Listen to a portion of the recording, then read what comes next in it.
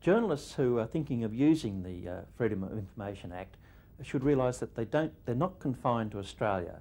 It's possible to use the acts of other countries, in particular I think the act applying in the United States.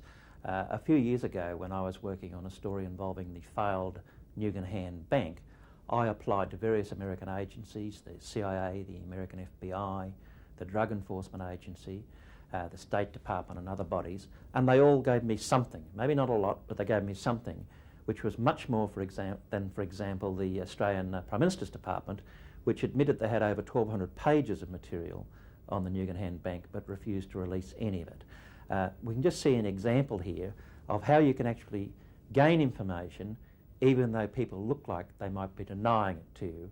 If we have a look at this example, it's from the FBI. The FBI sent back material which we published in the National Times on Nugan Hand, and there are two lots of exemptions. You can see one lot is a category called 7C. The 7C exemption is an exemption on the grounds of privacy. Now what's important about that is they didn't exempt the whole document on the grounds of privacy. The B1 exemption is on the grounds of national security.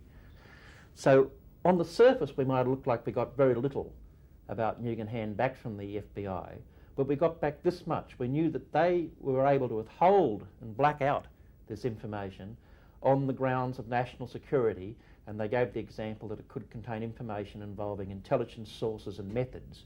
So we knew that the American FBI was interested in the Nugan Hand Bank and interested in a way that involved intelligence sources. And it certainly, I think, demonstrated that Nugan Hand was not just a small, failed Australian bank. There was much more to it. Similarly over here, we got information from the American Drug Enforcement Agency.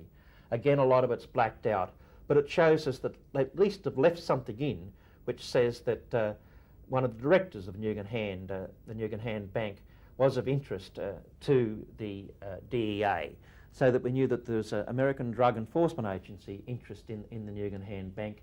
We knew that there was an FBI interest in the Nugan Hand Bank, and we knew from other material we got back that there was a CIA, American Central Intelligence Agency, interest in the bank.